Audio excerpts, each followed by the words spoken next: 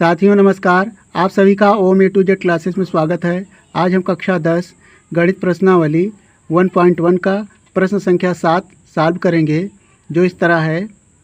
किसी खेल के मैदान के चारों ओर एक वृत्ताकार पथ है। इस मैदान का एक चक्कर लगाने में सोनिया को 18 मिनट लगते हैं, जबकि इसी मैदान का एक चक्कर लगाने में रवि को 12 मिनट लगते हैं। मान लीजिए वे दोनों एक ही स्थान और एक ही समय पर चलना प्रारंभ करके एक ही दिशा में चलते हैं। कितने समय बाद वे पुनः स्थान पर मिलेंगे, यानी प्रारंभिक स्थान पर जिस स्थान पर चलते हैं उस स्थान पर वो कब मिलेंगे। तो देखिए प्रश्न थोड़ा लंबा है, लेकिन इसका सॉल्यूशन बहुत ही आसान है। यहाँ पर हम एक चित्र के माध्यम से समझते हैं। यहाँ पर हमारे पास एक वृत्ताकार मैदान है। एक सोनिया और रवि दोनों मान लीजिए इस पॉइंट से यहाँ से प्रारंभ करते हैं एक ही दिशा में, यानी दोनों एक ही दिशा में चलना प्रारंभ करते हैं। तो सोनिया को 18 मिनट लगते हैं, यानी यहाँ पर पहुँचने में सोनिया को 18 मिनट लगते हैं। ये सोनिया है, इसको 18 मिनट लग रहे हैं। और वहीं रवि को एक चक्कर पूरा करने में 12 मिनट लगता है। यहाँ तक आने में 12 मिनट लगता है रवि को, 12 मिनट लग रहा है रवि को। तो इस तरह से यानी एक चक्कर सोनिया 18 मिनट में लगाती है, और जबकि मैदान का एक चक्कर उसी दिशा में रवि 12 मिनट में पूरा करता है। आपसे ये पूछा गया है दोनों पुनः उसी स्थान पर कब मिलेंगे। तो यहाँ पर हम देखिए एक ट्रिक के माध्यम से इसे समझना है। मान लीजिए चक्करों की संख्या एक चक्कर है, तो सोनिया को लगता है 18 मिनट, ये मिनट है, और रवि को लगता है 12 मिनट। अगर हम दो चक्कर की बात करें तो सोनिया को लगेगा 36 मिनट और रवि को लगेगा 24 मिनट। अब यहाँ पर तीन चक्कर में देखिए 18 और 36, तीसरे चक्कर में सोनिया को लगेगा 54 मिनट और जबकि लगेगा रवि को 36 मिनट तीसरे चक्कर में। तो यहाँ पर देखें जो ये 36 है यह कॉमन पॉइंट है, यानी 36 मिनट बाद पुनः एक दूसरे उसी पॉइंट पर प्रारंभिक बिंदु पर मिल जाएंगे। तो इसको लगाने के लिए हम 18 और 12 का एलसीएम यानी लघुत्तम समापवर्तक ज्ञात करेंगे, जिससे ये इस तरह हम इसे सॉल्व कर लेंगे। तो यहाँ पर हम इसे लिखते हैं।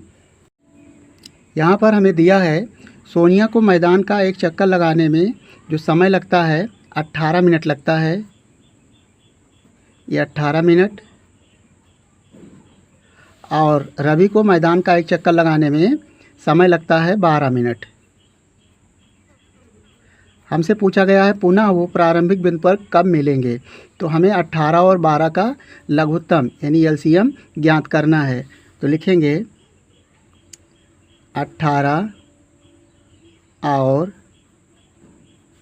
12 का एलसीएम ज्ञात करने पर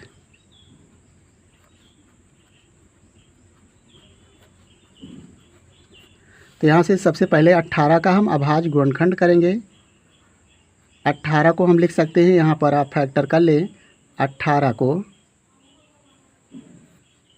आप 2 से काटेंगे, 2 9 18, फिर 3 से काटेंगे, 3 त्रिका 9 और 3 एका 3, और 12 का हो जाएगा। आप 2 से काटें, 2 छंग 12, 2 तिहाई 6 और 3 एका 3।